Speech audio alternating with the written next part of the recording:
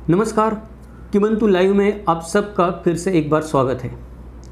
हम लोग बात कर रहे हैं मूवी रिव्यूज़ की और पिछले 2 दिनों से हम लोग टॉप 5 एपिडेमिक मूवीज़ के ऊपर बात कर रहे हैं। टॉप 5 एपिडेमिक मूवीज़ मतलब जो मूवीज़ महामारी के ऊपर बनी है और वायरस के ऊपर फोकस है, वायरस से फैली हुई महामारी के ऊपर, और उसकी स्टोरी वायरस के इर्द गिर्द घूमती हो और आज के अपने कोरोना वायरस से थोड़ी बहुत रिलेट करती हो। ये क्राइटेरिया है टॉप 5 मूवीज़ का मेरा, जो मैंने बनाया है वो। और इसमें हमने 2 मूवीज़ का रिव्यू किया है। पहली वाली मूवी थी, उसका नाम था कंटेजन। दूसरे नंबर पे जो मूवी हमने रिव्यू की थी उसका नाम था आउटब्रेक। और आज हम जो तीसरी मूवी का रिव्यू करने वाले हैं उसका नाम है आई एम लीजेंड। ये मूवी 2007 में पब्लिश हुई थी। इसमें हॉलीवुड के सुपरस्टार विल स्मिथ ने मेन रोल किया था। वो मेरे भी बहुत फेवरेट हीरो है। ये मूवी में वायरस के बाद कोई महामारी जब फैलती है, वो महामारी फैलने के बाद अगर इंसानियत कभी ख़त्म हो जाएगी, मतलब कोई भी इंसान नहीं बचेगा, क़यामत का दिन आ जाएगा, उसके बाद ये दुनिया कैसे दिखेगी। किसी वायरस का आउटब्रेक हो जाएगा और कोई अकेला इंसान अगर इस दुनिया में रहेगा तो वो इस दुनिया को कैसे देख पाएगा, ये दुनिया कैसे दिखेगी। इसका बहुत अच्छी तरह से चित्रण किया है। ये मूवी के प्लॉट के बारे में हम लोग बात करते हैं और मैं पूरी कोशिश करूंगा कि आपको पूरी स्टोरी ना बताऊँ सीन टू सीन, जिसकी वजह से आपका इंटरेस्ट बना रहे बाद में मूवी देखने के लिए। तो मूवी का प्लॉट कुछ ऐसा है कि सारी दुनिया में कैंसर के ऊपर दवाई खोजने की होड़ लगी हुई है, या कैंसर के ऊपर वैक्सीन खोजने की होड़ लगी हुई है, जो कि आज भी चल रहा है। हम लोग देख रहे हैं कि कैंसर सबसे बड़ा बीमारी बन के उभरा है आज हमारे देश में। आज हमारे पूरे दुनिया भी हम देखें तो माइक्रोसॉफ्ट ने भी अच्छा खासा पैसा लगाया है कैंसर के ऊपर कुछ वैक्सीन खोजने के लिए या दवाई खोजने के लिए। आज सारी दुनिया इस जुगत में लगी है कि कैसे कैंसर को हराया जाए। तो मूवी में भी यही दिखाया है। स्टार्टिंग में कैंसर की दवाई खोजने का प्रयास जारी है और एक वैक्सीन मिल जाता है कैंसर का, और उसके बाद डिक्लेयर किया जाता है कि अब कैंसर पूरी तरह से ख़त्म हो गया। मूवी उसके कुछ साल बाद आगे बढ़ती है और दिखाया जाता है कि पूरा का पूरा न्यूयॉर्क शहर और मैनहट्टन शहर खाली पड़ा है और उसमें सिर्फ बिल स्मिथ ज़िंदा बचे हैं। अब ये बिल स्मिथ की स्टोरी बन जाती है कि उनको ज़िंदा रहना है एक ऐसी दुनिया में जिसमें किसी एक वायरस ने आके लोगों को करप्ट कर दिया है। दुनिया का 90% पॉपुलेशन ख़त्म हो गया है। जो 9% लोग बचे वो 9% लोग ज़ोंबी बन गए, मतलब वो वायरस के इन्फेक्शन से करप्ट बन गए। उनकी बॉडी नहीं रही, उनके ऊपर काबू नहीं रहा है। वो एक तरह से ज़ोंबी की तरह रिएक्ट कर रहे हैं। और 1% लोग भी बचे हैं जो अभी इंसान है, और वो 1% लोग में न्यूयॉर्क शहर के मैनहट्टन में बचा हुआ एक आदमी है, बिल स्मिथ। अब ये बिल स्मिथ की स्टोरी है कि ये अपने खुद को बचाने के लिए कितना स्ट्रगल करते हैं। लगभग 1000 दिन तक वो ज़िंदा बच जाते हैं मैनहट्टन में। इन ज़ोंबीज से खुद को बचाते बचाते वो 1000 दिन तक सर्वाइव कर जाते हैं और लगातार इस खोज में लगे रहते हैं कि कैसे इसकी वैक्सीन बनाई जाए, इस वायरस को रोकने की कैसे वैक्सीन बनाई जाए। ये वायरस की वजह से जो लोग कन्वर्ट हो रहे हैं ज़ोंबीज़ में, उन ज़ोंबीज़ को क्योर करने के लिए, और जो इंसान बचे हैं वो इंसान ज़ोंबीज़ ना बने, इसके लिए इंसानों को बचाने के लिए भी कैसे दोनों वैक्सीन बनाई जाए, इसके लिए वो एक्सपेरिमेंट करते रहते हैं। उनके साथ सिर्फ एक उनका कुत्ता बचा होता है जिसको उन्होंने बचपन से पाला है, जिसका नाम सैम है। उनके बीवी और दोनों बच्चों की जब वो वायरस का आउटब्रेक होता है और वहाँ से निकलने की कोशिश करते हैं तो निकलते समय मौत हो जाती है। तो अब अकेले विल स्मिथ अपने बीवी बच्चों की याद में दुनिया में कोई इंसान नहीं बचा है, खुद से ही बात करते हुए और ज़ोंबीज से डरते हुए, कभी उनको मारते हुए, कभी अकेले रहते हुए, कभी फ्रस्ट्रेट होते हुए, कभी खुश होते हुए अपनी ज़िंदगी बिता रहे एक भूतहा बने शहर में, न्यूयॉर्क के मैनहट्टन इलाके में, और उनकी वैक्सीन बनाने की कोशिश जारी है। मूवी के अंत में बहुत सारी, जब मूवी चलती रहती है तो बहुत सारी घटनाएं होती रहती है। मैं वो उसके बारे में अभी बात नहीं करूँगा क्योंकि आपको मूवी देखनी है। मूवी के अंत में वो वैक्सीन बना ही लेते और वैक्सीन बनाने के बाद ज़ोंबी से लड़ते हुए वो शहीद हो जाते हैं और उनके जो साथी होते हैं, उनके साथी वो वैक्सीन बचे हुए इंसानों को दे देते हैं, जिसकी वजह से इंसानियत ज़िंदा रह पाती है। तो ये है मूवी की स्टोरी। और वो वैक्सीन खुद की जान देके बिल स्मिथ वैक्सीन बनाते हैं, इसलिए इसका नाम रखा है आई एम लीजेंड। मैं लीजेंड बन गया, या उन्होंने जो वैक्सीन बनाई वो उनका लीजेंड है, बिल स्मिथ का लीजेंड है, उन्होंने जो वैक्सीन बनाई, इसलिए मूवी का नाम है आई एम लीजेंड। तो ये एक सिंपल सा प्लॉट है। ये मूवी एक नोवेल के ऊपर बेस है और नोवेल से ज़्यादा रिलेट नहीं करती है। कुछ लोगों का कहना है कि ज़्यादा नहीं, बहुत रिलेट नहीं करती, और मूवी में कुछ चेंजेस भी किए। और जिस नोवेल के ऊपर ये मूवी बनी है उसके ऊपर पहले भी 2 मूवी आ चुके हैं, ये तीसरी मूवी है। पर ये मूवी की खासियत ये है कि इसका प्रोडक्शन वैल्यू बहुत अच्छा है। सीजीआई इफेक्ट है, वो थोड़े लाउड लगते हैं, लेकिन वो ये दिखाने में कामयाब हो जाते हैं कि एक एकांत में रहने वाली दुनिया कैसे होती, या फिर हमें एक अलोन आदमी रह रहा हूँ इस दुनिया में, मैं अकेला हूँ, अकेलापन कैसे महसूस होता है। वो मैनहट्टन शहर का अकेलापन उस सीजीआई में दिखाई देता है। थोड़ा लाउड है, थोड़ा कृत्रिम भी लग सकता है, पर वो फील करा देने में कामयाब हो जाता है। दूसरी चीज़ है कि इस मूवी में बिल स्मिथ की एक्टिंग, उन्होंने बेहतरीन एक्टिंग की, हमेशा की तरह हर मूवी में करते वैसे, और उनकी एक्टिंग ही इस मूवी का प्लस पॉइंट है, क्योंकि कोई दूसरा किरदार है ही नहीं। मूवी के अंत में 2 लोग आ जाते हैं, एक औरत और उसका बच्चा होता है वो, पर उसके अलावा एक कुत्ता और बिल स्मिथ और ज़ोंबीज़। तो ज़ोंबीज़ तो एक्टिंग करेंगे नहीं ऑब्वियसली, बिल स्मिथ ही एक्टिंग करते हैं सब मूवी में, और वो बेहतरीन तरीके से दिखाते हैं कि कैसे अकेलापन महसूस होता है दुनिया में। उसके बाद ये मूवी में अगर आप देखोगे तो इसको तीसरे पायदान पे क्यों रखा है। बिल स्मिथ जैसा स्टार है मूवी में, ब्लॉकबस्टर मूवी है, रेटिंग भी 7.2 है। तो पिछली वाली जो 2 मूवीज़ हमने देखी उससे इस मूवी की रेटिंग ज़्यादा है। स्टारर मूवी है और ब्लॉकबस्टर मूवी है, फिर भी तीसरे पायदान पे क्यों है। ये मूवी मैंने तीसरे पायदान पे इसलिए रखी है क्योंकि ये मूवी वायरस के ऊपर ज़्यादा बात नहीं करती। हमारा जो टॉप 5 मूवीज़ का क्राइटेरिया है उसमें हमें बात करनी है कि जो एपिडेमिक्स फैलता है, जो महामारी फैलती है, तो महामारी क्यों फैलती है, कैसे फैलती है, किस वायरस की वजह से फैलती है, उसके दुष्परिणाम क्या होते हैं और हमें क्या क्या प्रिकॉशन लेने चाहिए, ये सब के ऊपर हमें टॉप 5 का रैंकिंग करना है। ये मूवी उसमें नहीं आती। पहली जो 2 मूवी हमने देखी, वो पहले जो 2 मूवी का जॉनर था, वो जॉनर मेडिकल जॉनर है, मतलब वो मेडिकल ही बात करती है वायरस के बारे में या महामारी के बारे में, जो मेडिकल एस्पेक्ट्स है या साइंटिफिक एस्पेक्ट्स है, और उसके जो दुष्परिणाम समाज के ऊपर होते हैं उसके बारे में बात करती है। वो मूवी महामारी के बाद की दुनिया के बारे में बात नहीं करती, दुनिया कैसे होती है। पहले जो 2 मूवी का मैंने रिव्यू किया हो, इसलिए मैंने उनको पहले 2 पायदानों पे रखा है, 1-2 नंबर पे, कंटेजन 1 नंबर पे और आउटब्रेक 2 नंबर पे, क्योंकि वो ज़्यादा वायरस से रिलेटेड मूवीज़ है, वायरस से रिलेटेड इश्यूज से मूवीज़ है।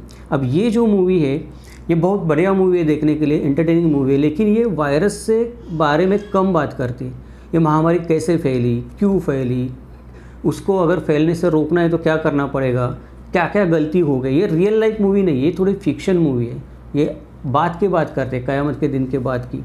इसके लिए आज जो हम कोरोना से रिलेट करते हैं उससे पहली वाली 2 मूवी जितनी रिलेट करते हैं इतनी ये नहीं करती। फिर भी एक देखने वाली मूवी है, और देखनी किस लिए चाहिए ये मूवी, 2 चीज़ों के लिए देखनी चाहिए। पहली चीज़ तो ये है कि ये मूवी आपको अकेलेपन का एहसास कराएगी, जैसे मैंने बोला वैसे, कि सोचिए कि हमारी गलती से अगर कोई वायरस पैदा हो गया, या अभी भी हम लोग बात करते हैं जैसे कि कैंसर के मूवी में दिखाया कि कैंसर की ट्रीटमेंट के लिए कोई ना कोई स्टडी चल रहा था, और वो स्टडी चलते हुए कैंसर की ट्रीटमेंट पूरी हो गई दिखाई उन्होंने, या कैंसर का वैक्सीन पूरा हो गया दिखाया उन्होंने, कैंसर के ऊपर वैक्सीन खोज लिया गया, अब किसी को कैंसर नहीं हुआ, ऐसे मूवी के स्टार्टिंग में दिखाया। और बाद में ये जो ज़ोंबीज़ बनते हैं जो मूवी में दिखा है, वो एक्चुअली क्या है कि कैंसर के लिए जो वैक्सीन खोजा गया था वो वैक्सीन का दुष्परिणाम होने लगा, उस वैक्सीन के डिसएडवांटेज होने लगे, और वो वैक्सीन के डिसएडवांटेज में जो लोगों के ऊपर ये वैक्सीन का प्रयोग किया गया था, ये लोग धीरे धीरे ज़ोंबीज़ में कन्वर्ट होते गए। और ये लोगों की हालत ये हो गई कि उनकी स्किन इतनी सेंसिटिव हो गई कि वो सनलाइट को वो सह नहीं सकते थे, इसके लिए वो रात में ही बाहर निकलते थे, इसलिए उनको नाइट सीकर बोला जाता था। क्योंकि कैंसर की जो दवाई खोजी गई और इन लोगों को दे दी कैंसर को मिटाने के लिए उनके बॉडी से, उस दवाई ने कैंसर को तो मिटा दिया, पर दूसरी ऐसी नई बीमारी पैदा कर दी कि ये लोग इंसानों से वैम्पायर बन गए।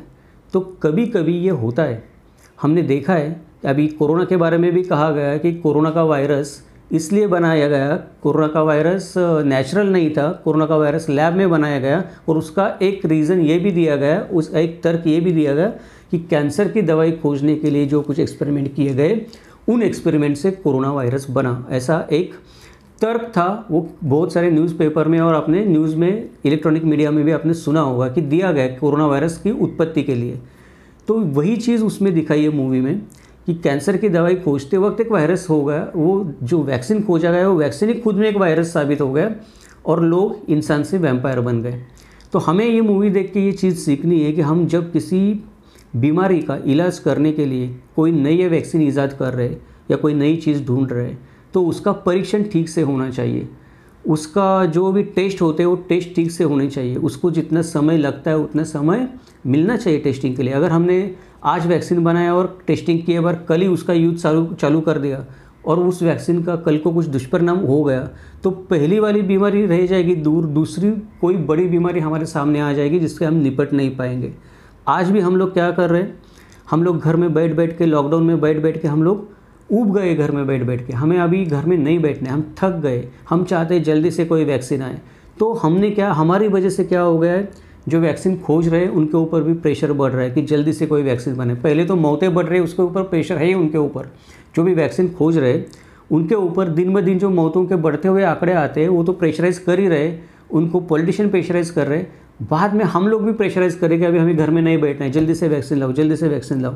और उसके लिए अभी क्या हो रहा है कि वैक्सीन बनाने की जो स्टैंडर्ड प्रोसीजर होती है टेस्टिंग की वो 2 साल की होती है, कम से कम 2 साल किसी भी वैक्सीन को खोजने के बाद। मतलब आज मैंने किसी वैक्सीन को खोजा तो उसको मैंने खोजने के बाद जो टेस्टिंग पीरियड है 2 साल का है। खोजने को कितना टाइम लगेगा पता नहीं मेरे को, फिर वो 2 साल के बाद भी हमें धीरे धीरे उस वैक्सीन को एक्टिवेट करना है। मतलब पहले कुछ लोगों के ऊपर एक्टिवेट करना है, देखना है उसके परिणाम क्या आते हैं, पॉजिटिव आते हैं नेगेटिव आते हैं, वेट करना है परिणाम आने के लिए। वो परिणाम आने के लिए आपको साल भर रुकना है, 2 साल रुकना है, क्योंकि हो सकता है कि वो वैक्सीन के जो इफेक्ट है, जो इम्पैक्ट है वो तुरंत नहीं दिखते, कभी कभी 2 साल बाद भी दिखते। जैसे ये मूवी में दिखाया है कि कैंसर का वैक्सीन खोजा गया, लोगों को दे दिया, उसने कैंसर को क्योर भी कर दिया, पर उसके जो दुष्परिणाम आए वो बाद में आए, कुछ 3 साल बाद में आए। 3 साल बाद जिनको ये वैक्सीन दिया गया था वो लोगों की स्किन इतनी सेंसिटिव हो गई कि वो कोई भी लाइट या हीट बर्दाश्त नहीं कर सकती थी और लोग ज़ोंबी बन गए। तो आज भी हमने कोई वैक्सीन खोजा कोरोना का तो उसको 2 साल तो लगेंगे ही टेस्टिंग को, उसको क्लिनिकल टेस्टिंग को जो बोलते 2 साल लगेंगे। उसके बाद रियल लाइफ जो उनको पेशेंट के ऊपर टेस्टिंग करनी है उसको टेस्ट करने के लिए भी उसको टाइम चाहिए। तो कम से कम कोई भी वैक्सीन को मार्केट में आने के लिए 5 साल का टाइम चाहिए। फुल प्रूफ वैक्सीन जिसको हम बोलते हैं कि अब इसका कोई दुष्परिणाम नहीं, हमने उसको टेस्ट कर दिया है। और हम लोग अभी वही गलती कर रहे हैं जो मूवी में दिखाई गई है। वो हम लोग जल्दी में आज जो अपना वैक्सीन बन रहा है, बहुत सारे लोग वैक्सीन बना रहे हैं, उसके क्लिनिकल ट्रायल को पूरी तरह से स्किप कर दिया है। मतलब 2 साल का जो क्लिनिकल ट्रायल होता है वैक्सीन का नए बने हुए, वो अभी स्किप कर दिया गया है। डायरेक्टली वो वैक्सीन पेशेंट को दिया जा रहा है। मैं ये नहीं बोल रहा कि अभी वो पेशेंट को दिया तो वो सारे लोग 3 साल बाद ज़ोंबी बन जाएंगे जैसे मूवी में दिखाया है वैसे, पर ये रिस्की है। ये जो कर रहे हैं हम लोग ये रिस्की है। अगर उसके कोई दूसरे दुष्परिणाम आए तो शायद हम उससे निपट ना पाए। ये चीज़ हम ये मूवी से ध्यान में रख सकते हैं। मूवी में जो दिखाया गया है उसको देखते हुए ये चीज़ हम ध्यान में रख सकते हैं, हम लोग सीख सकते हैं। तो उसके लिए ये मूवी देखनी चाहिए, पहली बात। दूसरी बात, ये मूवी आपको इस दुनिया में, इस खूबसूरत दुनिया को अगर हमने बदसूरत बना दिया तो कैसे दिखाएगी, ये कैसे दिखेगी, ये हमें कैसे फील होगा, उसका एहसास कराते। अगर हमने इस दुनिया को बर्बाद कर दिया और हम अकेले इस दुनिया में रहे तो ये दुनिया कैसे दिखेगी। जब बिल स्मिथ को दिखाया है तो अकेला ही मैनहट्टन सिटी में रहता है, सारे ब्रिज तोड़ दिए गए क्योंकि बाहर से कोई अंदर ना आ जाए, अंदर से कोई बाहर ना चला जाए, और वो ज़ोंबीज के बीच फंसा हुआ है। सारी जो बड़ी बड़ी इमारतें थी, अपार्टमेंट थी, ऑफिसेस थे। मैनहट्टन सिटी न्यूयॉर्क शहर का हार्ट माना जाता है, जैसे अपना कुलाबा अपने मुंबई का हार्ट है। वहाँ पे हमेशा कुछ ना कुछ चलता रहता था, लोगों की चहल पहल लगी रहती थी। और अब हमने अगर उसको ऐसे देखा कि गिरी हुई इमारतें हैं, अंधेरा है, पेड़ पौधे उगे हैं, जंगली जानवर घूम रहे हैं, ये सारी चीज़ें अगर हमें दिखाई दे और कोई इंसान नहीं है, पूरी तरह शांतता है, पूरे साइलेंस है, पिन ड्रॉप साइलेंस है, कोई इंसान नहीं है, गाड़ी का आवाज़ नहीं है, कुछ नहीं है, पत्ता भी नहीं हिल रहा है क्योंकि पत्ता है ही नहीं उधर पे बचा हुआ, और जंगली जानवर बस खाली पीली घूम रहे उधर पे, और हम किसी से बात नहीं कर सकते। और ऐसे में मुझे अगर 1000 दिन तक उसमें रहना पड़ेगा तो मैं कैसे फील करूँगा, ये पृथ्वी कैसे लगेगी उसमें जब इंसान ही नहीं है। तो वो फील आपको वो मूवी देखने के बाद आता है। और मुझे ये मूवी इसलिए मेरे दिल को टच कर गई है क्योंकि ये मैंने एक्सपीरियंस किया। ये लॉकडाउन लगने के बाद, पहली बार जब लॉकडाउन लगा था तो बहुत टाइट लॉकडाउन लगा था मुंबई में कि किसी को बाहर आने जाने के लिए कोई परमिशन नहीं थी। आप खाली सब्जी लेने के लिए और दवाई लेने के लिए बाहर निकल सकते थे। तो मुझे डायबिटीज़ की दवाई लेनी थी, इसलिए मैं रात के 11 बजे मैंने सोचा बाहर निकलूँ, क्योंकि दिन में बहुत भीड़ रहती थी मेडिकल्स के ऊपर और बहुत सारे लोग ऐसे रहते थे वो सोशल डिस्टेंसिंग का पालन नहीं करते थे, मास्क नहीं लगाते थे। तो मैंने सोचा थोड़ा रिस्क कम कर लूँ, 11 बजे निकल लूँ मैं। तो मैं 11 बजे निकला दवाई लेने के लिए। मैंने दवाई ली और मुझे कार में पेट्रोल भरना था, इसलिए मैं पेट्रोल भरने के लिए बाहर हाईवे पे निकला। तो हमारे घर के बाजू से घोड़बंदर रोड जाता है। अगर आप मुंबई में रहते हो या ठाणा में रहते हो तो आपको पता होगा कि घोड़बंदर रोड कभी भी शांत नहीं रहता। ऐसा कभी नहीं होता कि घोड़बंदर रोड पे कोई गाड़ी नहीं चल रही है। उस दिन मैं जब बाहर निकला तो घोड़बंदर रोड पे चींटी भी नहीं थी, पूरा एरिया सुनसान था। रात के 11 बजे थे, कोई इंसान नहीं दिख रहा था, रास्ते पे कोई लाइट नहीं थी। मतलब अगर कोई गाड़ी जा भी नहीं रास्ते पे तो ऐसे नहीं होता कि घोड़बंदर रोड पे रास्ते पे कोई लाइट नहीं है, सारी लाइट्स लगी रहती थी और हमेशा ऐसा उजाला रहता था उधर पे। मैं जा रहा था पेट्रोल पंप की तरफ, जब मैं माजीवाड़ा पेट्रोल पंप पे पहुंचा, पेट्रोल पंप भी बंद था। तो वो देख के मैं शॉक हो गया। मैं तब तक मुझे कुछ नहीं लगा जब तक मैं पेट्रोल पंप पर नहीं पहुंचा। जब मैं पेट्रोल पंप तक पहुंच गया और मैंने देखा कि पेट्रोल पंप बंद है और हमेशा जो पेट्रोल पंप ऐसे उजाले में घिरा रहता है उसको सब पैक करके बंद करके दिया है कि शायद ये कभी अब खुलेगा ही नहीं। और वो देख के मुझे जैसे एक सदमा लगा। मैंने अपने गाड़ी के कांच से बाहर की तरफ देखा, सारी इमारतें ऐसी भूता खड़ी थी, ऊंची ऊंची इमारतें, सब तरफ अंधेरा छाया था, कोई इंसान नहीं था, कोई व्हीकल नहीं था, कोई आवाज़ नहीं थी, कुछ नहीं था।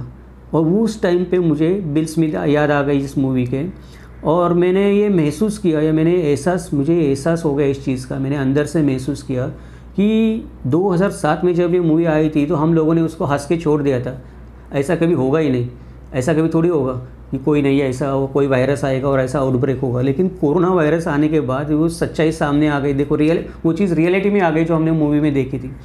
उसमें उस वक्त 2007 में लोगों ने सोचा था कि अगर होगा भी तो कब होगा, चलो हमारी मौत के बाद होगा, हम जिंदा है तब तक तो ऐसा कुछ होने वाला नहीं, क़यामत का दिन आने वाला नहीं है। लेकिन 12 साल के बाद, ये मूवी रिलीज़ होने के बाद 12 साल के बाद वो क़यामत का दिन आ गया, ऐसे लगने लगा, ऐसे हालत पैदा हो गए और वो मैंने फील भी किए। तो मुझे ऐसे लगता है कि ये मूवी को देख के छोड़ना नहीं चाहिए, क्योंकि अगर आपने ये भी चीज़ सीरियसली नहीं लिया आज, तो हो सकता है कि अगली बार जब ऐसा दिन आए वायरस का तो हम अकेले ही बचे रहेंगे। क्योंकि दूसरी भी एक चीज़ हो गई, आपने वो मूवी में दिखाया था कि बिल स्मिथ को खाने के लिए कुछ नहीं मिलता, वो अकेला रहता है तो 1000 दिन तक अकेला रहता है, खाने पीने को कुछ नहीं मिलता। तो जो जंगली जानवर आ गए होते मैनहट्टन सिटी में, जो घूम रहे होते, शायद किसी जू से निकले होंगे, तो वो हिरन और शेर वगैरह रहते, तो हिरन का वो शिकार करने के लिए निकलता है। तो जैसे वो हिरन का शिकार करने के लिए निकलता है, वहाँ पे एक शेर आ जाता है। अब ये बहुत शॉकिंग है कि न्यूयॉर्क के मैनहट्टन सिटी में एक बब्बर शेर आ जाए और आपको दिखे तो आप शॉक हो जाओगे।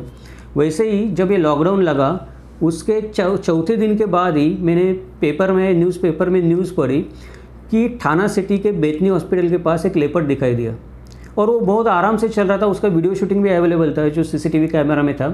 वो बहुत आराम से चल रहा था सिटी में, जैसे मानो अब उसका ही सिटी है, यहाँ पे कोई इंसान है ही नहीं। तो आप ये मूवीज़ देख के छोड़ेगा नहीं, हमें मूवीज़ देख के ये फिक्शन है करके छोड़ नहीं देना चाहिए। फिक्शन कभी भी रियलिटी बन सकती है और ये रियलिटी हमारी वजह से ही बन सकती है, क्योंकि हम लोग केयर नहीं करते। हम लोग मूवीज़ जो होती है, जो मूवीज़ हमें आगे का जो एक नज़ारा दिखाती है, उसके वो नज़ारा देख के हम लोग जगते नहीं है, हम लोग सोते रहते हैं। अब मैं आपको एक चीज़ बताना चाहता हूँ कि जितने भी चीज़ें हम लोग या आप यूज़ करें, मतलब हम आज एक टैबलेट यूज़ कर रहे हो, टैबलेट सबसे पहले हमने कहाँ देखा था? हमने स्टार वॉर्स की मूवीज़ में देखा था कि जो साइंस फिक्शन मूवीज़ थी। जो भी गैजेट्स हम लोग आज यूज़ कर रहे हैं, जो सोचे जाते थे कि कभी होंगे ही नहीं, मतलब लैपटॉप होगा नहीं, टैब होगा नहीं, मोबाइल फ़ोन होगा नहीं, वायरलेस टॉकिंग होगा नहीं, ऐसे हमें लगता था 50 साल पहले। और 50 साल पहले ये सारी चीज़ें एक फ़िक्शन लगती थी और सारी चीज़ें जो साईफाई मूवी में दिखती थी, लोग ऐसे देखते थे और छोड़ देते, अरे यार ये चीज़ें कभी होने वाली नहीं है। और आज ये चीज़ें हो रही है 50 साल में। तो आप जो अपोकैलिप्स की मूवी आ रही है, मतलब महामारी की जो मूवी आ रही है, उन्हें देखकर छोड़ेगा मत। हो सकता है अभी ये I am the legend movie का एग्जाम्पल ले लीजिए, 2007 में वो जो मूवी आई थी उसका एनवायरनमेंट हम आज फील कर रहे हैं 2019 में। तो इसका मतलब क्या हो गया है कि 12 साल में ही वो मूवी रियलिटी बनते हुए दिख रही है ज़िंदगी में। तो हमें ये मूवीज़ से जो हमें फ्यूचर दिखता है या फ्यूचर का विज़न दिखता है, उसके ऊपर सोचना चाहिए, हमें समझना चाहिए और उसके ऊपर हमें प्रिकॉशंस लेनी चाहिए कि क्या कर सकते हैं हम लोग, और अपनी दुनिया को बचाने की कोशिश करनी चाहिए। नहीं तो वो दिन दूर नहीं है आज तो लेपर्ड आ गया थाना में संजय गांधी पार्क से घूमने के लिए, लॉकडाउन लगा था। फिर अगली बार ऐसे हो सकता है कि इतना बड़ा लॉकडाउन लगे कि संजय गांधी पार्क में जो बड़े बड़े मगरमच्छ तैरते रहते, आपने देखे नहीं होंगे, मैंने देखे जाके, वो मगरमच्छ भी घूमते हुए थाना में आ जाए और उतना बड़ा लॉकडाउन हो जाए। वो हो सकता है, क्योंकि अगर हमने इस वायरस के लिए प्रिकॉशन नहीं लिया, हमने लॉकडाउन का पालन नहीं किया, तो हम ऐसे ही रास्ते पे घूमते रहे। अभी देखो क्या हो रहा है कि लॉकडाउन में थोड़ी ढील दी गई तो लोग रास्ते पे घूम रहे और लोग बात कर रहे हैं कि गवर्नमेंट ऐसी बात कर रही है कि हर्ड इम्यूनिटी डेवलप हो जाएगी। मतलब अभी गवर्नमेंट ने ये बात गवर्नमेंट के दिल में बैठ गई है कि लॉकडाउन लगा के कुछ फ़ायदा नहीं हो गया, लॉकडाउन खेल के हो गया गवर्नमेंट का कि चलो बहुत लॉकडाउन खेल ले, अब कुछ नहीं होने वाला, तो लॉकडाउन लगाने का नहीं, अब क्या करना है, लोगों को घूमने दो, लोगों को अपना केयर लेने दो। अगर ज़्यादा से ज़्यादा लोग संक्रमित हो जाते हैं तो उनमें हर्ड इम्यूनिटी डेवलप हो जाएगी। मतलब अगर 40% लोगों को कोरोना हो जाएगा तो उनके ऊपर उनके अंदर कोरोना से लड़ने के लिए ताकत पैदा हो जाएगी, और 40% लोगों में कोरोना से लड़ने की ताकत पैदा हो जाएगी तो बाकी के लोगों में पैदा हो जाएगी, और कोरोना से लड़ने के लिए किसी दवाई की, वैक्सीन की ज़रूरत नहीं पड़ेगी। इसको कहते हैं हर्ड इम्यूनिटी। तो अभी हम सब लोग, अपना ही देश ने, दुनिया के सारे लोग इसी रास्ते पे चले कि अभी लॉकडाउन बहुत हो गए, बहुत खेल लिए, अब नहीं करना है, अभी हमें हर्ड इम्यूनिटी की तरफ जाना है। पर ये हर्ड इम्यूनिटी का अगर ये भी किसी मूवी में हो सकता है या होगा तो मैं आपको बताऊंगा। हर्ड इम्यूनिटी का भी उल्टा एक दुष्परिणाम हो सकता है जो हम लोगों को पता नहीं। उल्टा दुष्परिणाम क्या है? जैसे हम लोग इंसान किसी वायरस के प्रति हर्ड इम्यूनिटी डेवलप कर लेते हैं, वैसे वायरस भी कुछ दिन के बाद इंसान के प्रति हर्ड इम्यूनिटी डेवलप कर लेता है। मतलब हम मच्छर मारने के लिए या मच्छरों से जो हमें मलेरिया होता है, वो मलेरिया के लिए जो दवाई बनाते हैं, जो एंटीबायोटिक बनाते हैं, वो एंटीबायोटिक कुछ दिन के बाद मलेरिया के ऊपर काम नहीं करता। मतलब उस बीमारी के ऊपर एंटीबायोटिक काम नहीं करता। वो काम इसलिए नहीं करता क्योंकि वो बीमारी जिस बैक्टीरिया से होती है, वो बैक्टीरिया भी क्या करता है, वो बीमारी के खिलाफ, वो मेडिसिन के खिलाफ, एंटीबायोटिक्स के खिलाफ हर्ड इम्यूनिटी डेवलप कर लेता है। तो अभी गवर्नमेंट ने हम सबको खुला छोड़ दिया है, अपनी गवर्नमेंट ने, सारी दुनिया की गवर्नमेंट ने लोगों को खुला छोड़ दिया कि जाओ हर्ड इम्यूनिटी डेवलप करो।